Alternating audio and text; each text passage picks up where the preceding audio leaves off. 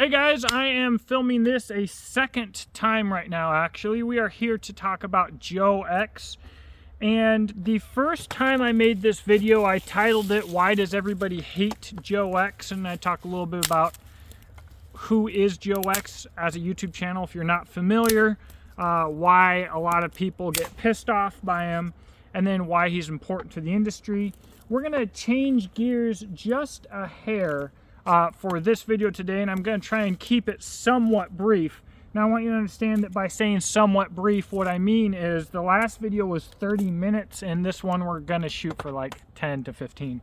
So Joe X is a YouTube channel who will be linked in the description box below, who has gone out of his way to purchase knives out of his pocket and to destroy them on his free time and to share these experiences online publicly. I think this is absolutely fantastic. You see, what the industry needs is freelance journalism. What the industry needs is people sharing their experiences and their hobbies and their passions because they're passionate about it. And what we have seen time and time again is information gets restricted to only what is profitable. And so we saw this with the adpocalypse with YouTube, I don't know, 8 years ago. You used to be able to make money on YouTube because they'd give you your fair share of the proceeds from ads. And before that, when there was no money at all and everything was grassroots, because everything was grassroots, it was great because everything was grassroots. So, name a favorite knife YouTube channel. Sadly, I have probably created a bad relationship with them discussing this very topic. I believe it is a, contradiction of, if you're getting paid by a company, who are you working for? You're working for the company. You're no longer providing content for your viewers. You're providing content for a manufacturer, which means that your value to your viewers is now gone. You just make commercials. This is why we need people like Joe X, and if I don't mind saying so myself. But here's the problem. Machiavelli basically said that it is good to be loved, better to be feared, but never to be hated. Everything's about marketing now. All these YouTube channels are working for companies. They are an arm of marketing. We have a huge group of people who have been marketed to, but they're no longer necessarily users. They're collectors, and we live in a time when people can buy a whole bunch of really nice knives because they want to. That's just it. They like them and they want to, and that's fine. As opposed to our fathers and forefathers who probably had a knife and made it work. The irony of this is that marketing has pushed the industry to this point, but also pushed metallurgy and manufacturing to a point where we have more free metallurgical knowledge available just out there than has ever existed before. You can be a custom knife maker and have a heat treat oven, and you can properly heat treat steels, and you can improve your steels, and you can do amazing stuff. You have a huge variety of steels to choose from. It's absolutely amazing. And the irony is quality has gone up so far potentially, and costs down so far in a market where people are hardly using knives anymore. So again, Joe X, this guy breaks knives, okay? He doesn't do it replicating real world use. He abuses knives. He creates stress fractures. He takes advantage of stress fractures. This is important and relevant because for a typical user, if you break a knife, you might be using your knife that you've been using for years and do something and break it and think, I just did something wrong. When in reality, you could have done 100 things wrong over the years, created microfractures that you can't see or notice, and then while you're sitting there working with your knife, be it it's freezing, it's snowing, whatever the case may be, you're doing something hard, you're not, you hear a ping, it breaks. You might not necessarily be doing anything wrong, but the knife has been fatigued over the years and fails. The problem is that cannot be replicated in testing. So we have to create stress fractures and create shock to find knives' weaknesses. Joe X does not do this in a scientific way. However, do not discredit the amount of information that this man, not that he's sharing, but that he's internalizing. Anything you do with your hands, think about it. You work with these right here. How much more can you learn working with something with your hands than you can show other people or explain to other people? Your brain's learning things that you're doing every single day and you don't even know it. You don't even think about the fact that you're learning. It's because we adapt, all right? So if Joe X broke one knife, his results would probably be irrelevant. But in breaking, at this point, hundreds of knives, he's gotten a feel through his testing for what a knife should and shouldn't be capable of doing. Another thing to consider here, sample size. He's only using one knife. One knife can always be a fluke. If we were going to be more scientific, Joe X would try and do this with 5 or 10 knives. That's not what he's about. He's doing this because he loves it. But we can still garner information from it. So the reason that the Busse knife video has encouraged me to talk about this and to do this video for you guys is Busse is selling a premium product, a premium knife. His reputation is built on the toughness of his INFI steel and from users abusing his knives. He, I believe, made his reputation off of knife abuse. We had really thick edges that, in my opinion, were impractical for being used as a knife for the most part, but really thick edges, and people chopped cinder blocks with them. And wham, bam, thank you, ma'am, we've got Busse. All right. Now I will say the fit and finish looks good. The handles look super comfortable. I've only had Scrapyard Knife Company knives myself. I was very dissatisfied with all of their edges. Maybe that's changed, but I've never had one of the upper echelon knives, one of the nicer shop knives or whatever. So I'm assuming that these are very good, and I have heard that the edges are becoming thinner and the geometry more usable. This is hearsay. But the problem is, because of the price of them, we don't get to see a lot of them really pounded on. So if these were at an Essie price, we likely would have had 1,000 Joe X's out there smashing something. If there were issues, they would have been found. If it would have been published, it would have been fixed, it would have been well known. If this was a one-off, there would have been no question. But we don't have that much data, and INFI has changed a few times. But people are mad, and people are surprised. And Joe X went out and spent his own money and did this. And I wanted to do this video because I want to talk to you about the value of freelance journalism. We have YouTube channels that are marketing heads of giant business conglomerates. All right, you see a guy, okay? You see the guy's channel. You don't know that the guy works for some other company or has been hired by some other company and he's just making commercials. Or we have other YouTube channels. What we need, though, is people with passion without ties to industry so that he can give his best fair assessments to his subscribers. Because while the videos may be good, or the quality may be good, or they may be entertaining, or while they may be hired by a marketing company, or they may be a branch of a company, or they may be working for brands or anything else, they still rate themselves by the number of subscribers they have, don't they? So it's the subscribers' trust that is their standard of valuation.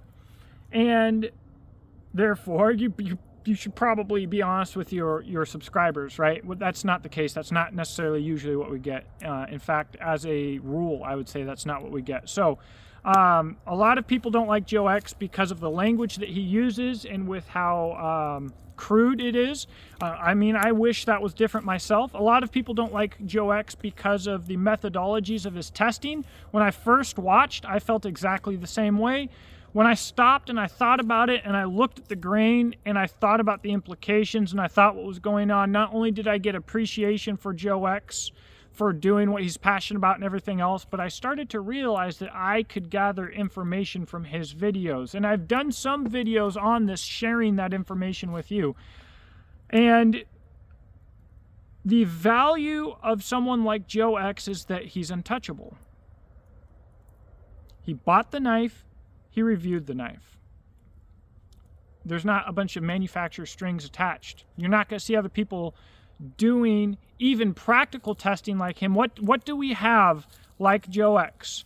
Cliff from 10 years ago, NOS, right? And everybody hated that guy too. Now, all this time later, people are like, man, we need NOS testing back. And he was great and all of this other stuff. But everybody hated that guy. I remember how much people hated that guy. And I talked about being hated before. In this marketing-driven economy, people are personally invested in brands that they cannot verify the quality of. So when they see someone like Joe X test something, they have to look at the results. First, they have to decide if they care. And then they have to, if it goes contrary to what they believe, they either have to accept that it's different than what the manufacturer advertised and that they've been lied to, and they have to eat that lie, which is really hard for people to do, or they hate the messenger. Look, self-actualization has been defined as the truest metric for adulthood. I don't remember what philosopher did that, but if you can't look at yourself realistically, you are not an adult. If you can't admit that you did something wrong, you're still a kid. And I'm here to tell you that 98% of this world's population, they're still kids. They didn't grow up. So they're going to hate the messenger instead of, and that's why freelance journalism is dead, because there's no money in it and it pisses people off. So instead we see marketing that works really hard to offend nobody and to appeal to everybody. And that's what you get. That's what we deserve, okay? So, love him or hate him, Joe X is important. I also want to talk about Bladeforums. When I first did this video, I did a big rant about Bladeforums because I said that Bladeforums is important. And I think that everybody should go make a Bladeforums account and get active on Bladeforums. I know it's not going to happen, but I think that's what you should do. It is an amazing asset.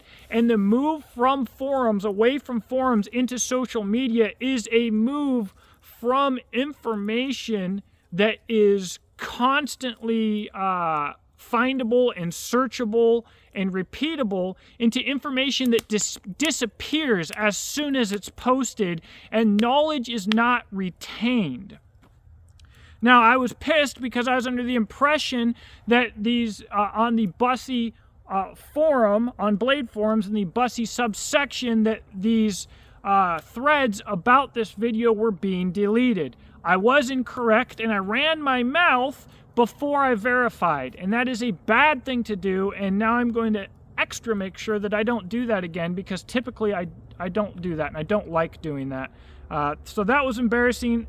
Super thanks, super shout out to the dude who made a comment and said that it wasn't deleted. He's also on Bladeforums. I thanked him there. Saved me from embarrassing myself. Even if nobody else cared, I would have certainly cared. So, Bladeforums. The information stays there and you can find it. The knowledge can be built upon. It's sustainable. And so I went to the forum, I read the page. There were, of course, some people whose feelings were hurt. That's fine. Let me tell you what I didn't expect. I saw a lot of people who were very objective in looking in this testing, even in the Busse subsection in this topic, very level-headed, took this very well. I was surprised at the level of professionalism, and I was surprised at the level of professionalism from the administrators and from Jerry, the owner of Busse himself. Shout out. That is awesome, and I'm so happy to see that. So, I sat here and did this video about how you guys should make profiles. I have a profile on there. I've been on there like once a year for a while. I'm now going to make an effort into being there, and I might also make a section for my own brand, and maybe even for this YouTube channel too. I'm not exactly sure, but I think Bladeforums is something, even despite what problems you may have with it, despite problems that I've personally had with Bladeforums in the past, I think it is an asset to the community and something that should be invested in anyways. I'm going over there. Currently, my username is Beachmaster if you feel like finding me. And you will find where I had a lot of problems with people in the past. Mostly because of one dirtbag. But anyways, I'm going to be back. Let me get on there. Guys, independent journalism. When I reviewed the Castrum SFK, I know I'm over time, when I reviewed the Castrum SFK, the Swedish forest knife, I realized that I couldn't find out where it was manufactured. And I'm supposed to do this video, and I don't like not having that information, so being a nosy nose, I started digging, because I don't want to do a video and I don't know where a product is made, and it's made in Spain. And I go, huh, and I published that, and it pissed people off. It's made in Sweden! Prove it, bro. Because I guarantee you it's made in Spain. I can prove it. It's made in Spain. That's not a problem. Spain makes fantastic knives, by the way. They're way underrated. I think the culture there just sucks at using influencers like me in this knife community to get their name out, but there's a bunch of Spanish brands. Thumbs up on fit, finish, quality, value, etc., whatever. They're fantastic knives. Do you think I'm ever going to hear from Castrum again? No freaking way. Because they didn't say their nation of manufacture, probably because they don't want to say their nation of manufacture, and it hurts the branding and the marketing that they're doing. So, was it in my best interest? No. But I'm here for the subscribers, and I do all kinds of freelance crap like that and digging into stuff that's not to my good at all. That's why most places aren't going to send me stuff. You think I'm ever going to get a Tops knife? Pfft.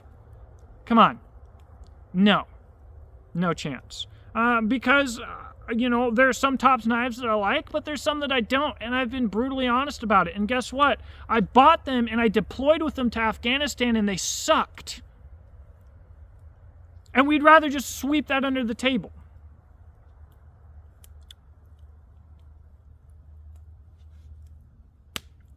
But freelance journalism requires either personal motivation. For me, I don't really make money on YouTube. I do YouTube because I can't not do YouTube.